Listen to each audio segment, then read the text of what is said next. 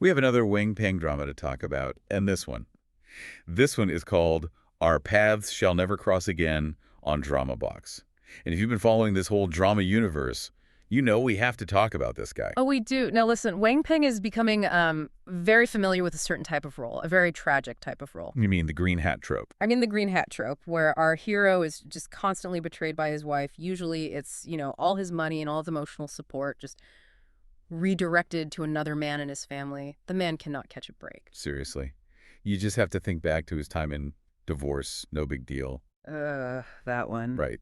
That was the whole saga where he's playing Logan Bennett. He saved Emily Lawson, fights his own father just to marry her. And then what happens? He gets totally betrayed, doubted, divorced, and just disrespected. It was just this endless cycle of humiliation for him, and it only ended when her lover set up a trap for his new partner, and he finally snapped and revealed this hidden world-shaking power. You just look at him and think, "Sir, are you okay?" This man needs a vacation. He needs a long vacation from marital trauma. He really does. Yeah. But honestly, at this point, Wang Peng is knocking on the door of becoming the undisputed king of green hats. He might be coming for the throne.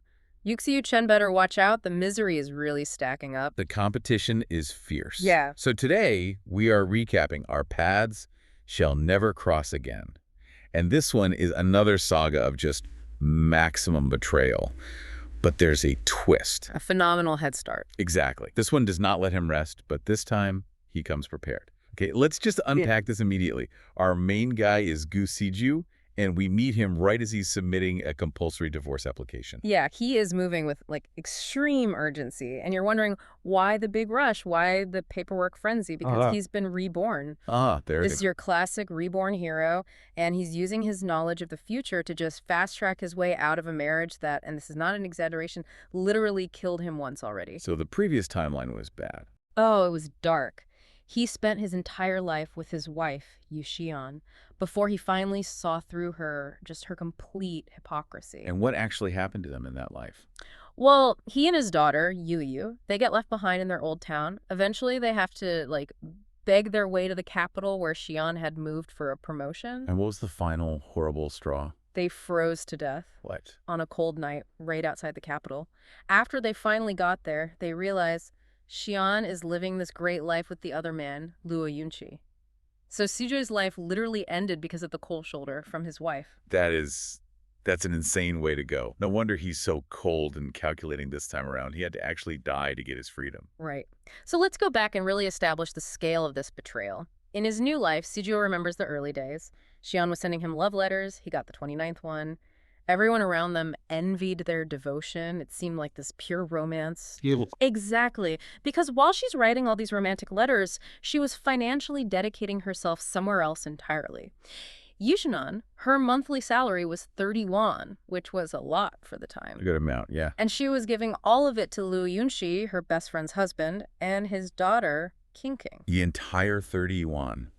Not a single cent came home to Siju and his actual daughter. Not one. And the difference in how they were living was just grotesque.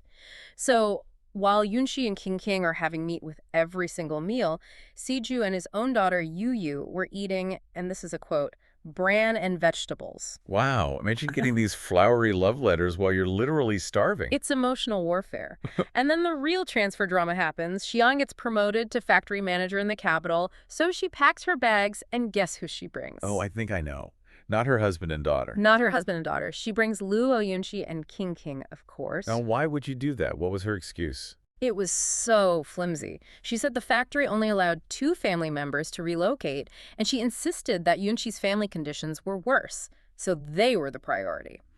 She promised Siju she'd come back for them later. But she never did. Of course not. She kept writing the letters, making him think she missed him, but she never sent a penny. Never once mentioned picking them up. It was all a lie to keep him quiet while she subsidized a whole other family. That's the setup. That's the source of his determination in this new life. He remembers the taste of the bran and vegetables. And he knows what he needs to do. So Siju is wise to her games this time. Yeah. And Xian comes back from a trip right into his trap, basically, the final tests. Yep. She immediately gives Yunqi and King the allowance, the food stamps, the snacks, the new clothes, like clockwork. And this is the moment. This is where the green hat is officially activated in this timeline, right in front of everyone. King King asks Xian if she can be her mother. And Xian, the absolute picture of hypocrisy, tells her she can call her mom when no one is around, and then they kiss. A secret kiss and secret permission to call her mom. That's exhibit A right there. Meanwhile, Siju's own daughter, Yue, is standing there crying because she sees the neglect immediately. Yeah, and Yue asks for the special food and the fruit candy Xian had promised her. And Xian's response is just infuriating. She says she had to give the limited food stamps to King King, and she gave King King all the fruit candy because apparently King King just loves sweets. So what does her own daughter get? Yue gets one single, slightly melted milk candy. And Siju sees this whole calculated performance. And this is the trigger. This is it. Siju makes this quiet, deadly bet with Yue.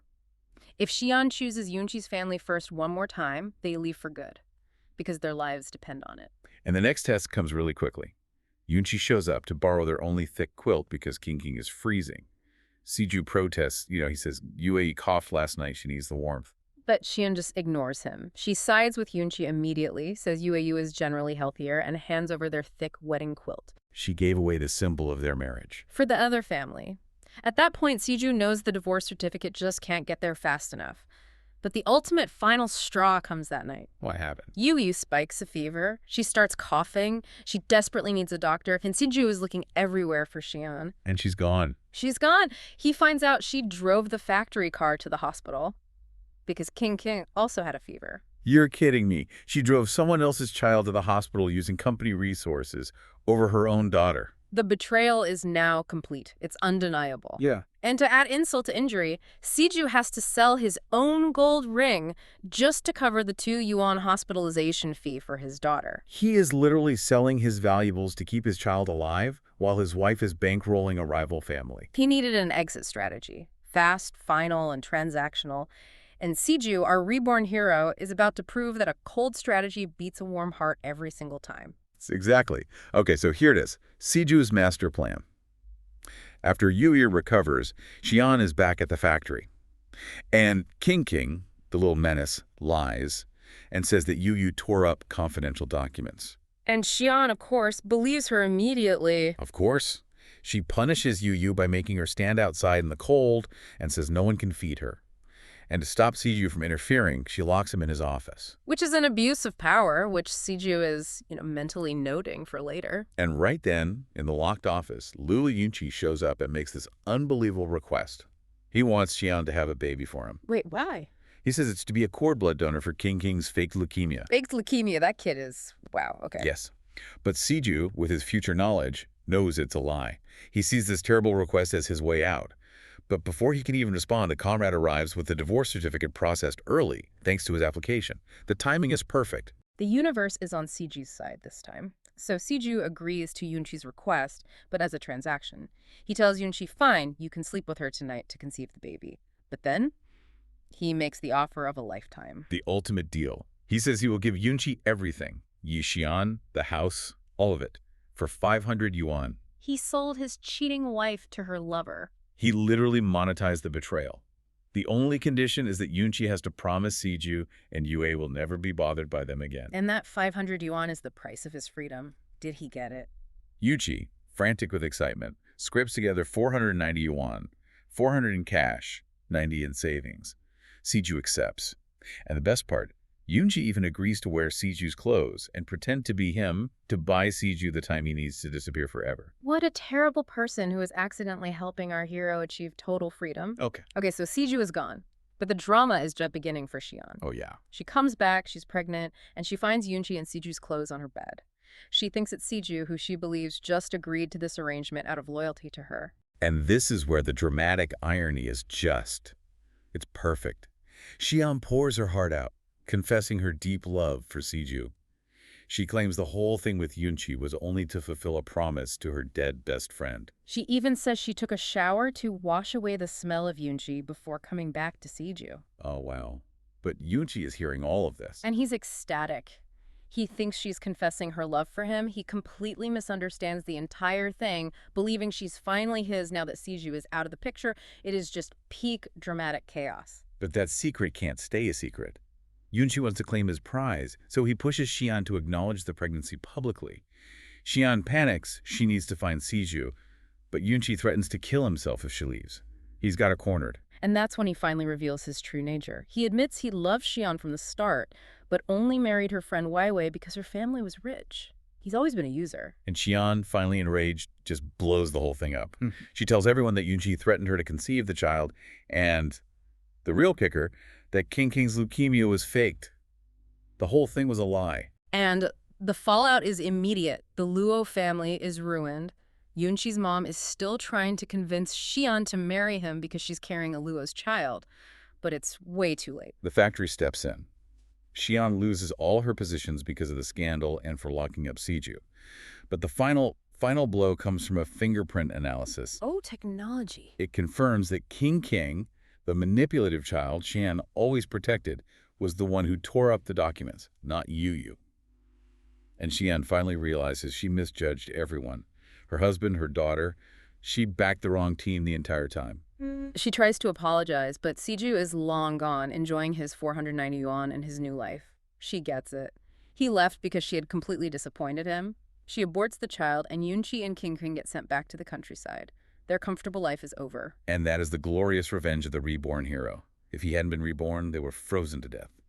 This time, he survived, got a severance package, and moved on. He and Yu are now in Yangcheng. And he's thriving. He rented a shop, started a private tailoring business. He's got skills Shan never even acknowledged. And he's being helped by this genuinely kind neighbor, Xinyo, who helped Yu get into school. She's providing the real family support they needed. The complete opposite of Xian. But the past isn't quite done. Xinju sees a newspaper ad looking for missing husband with a heavy reward. It's from Xian. She hasn't given up. Of course not. And then the inevitable confrontation. She tracks them down, she finds Siju, hugs him, cries that she missed him, thinking she can just restart their life. And here it is. Siju's final, cold, perfect rejection. He calls her comrade, pretends not to recognize her, and says, "My wife has long passed away. She died when she started to favor other men." Oof. He's referencing the betrayal that kills him in the last life. He's rejecting her completely. And what's the mic drop moment, the thing that just seals the deal? Little Yu runs up, hugs Xinyo, and calls her mom. Right in front of Shan, cementing the new life, the better family that he built immediately after escaping her. Oh, that's it. That's the ultimate victory. The drama. That is just delicious, satisfying chaos. Right. So, quick overall reaction. Sure. This was a wild ride. From the trauma of freezing to death to literally selling your spouse to pay for your escape, the fake leukemia, the public scandal, the transactional revenge. It delivered everything. So is it worth checking out? Oh, absolutely. For the sheer audacity of the plot and the glorious, satisfying revenge. I'd say so. Siju may have lost a wife in this life, but he finally got his $490, a new business, and a daughter who knows the difference between a loving mother and an auntie who prioritizes candy for herself.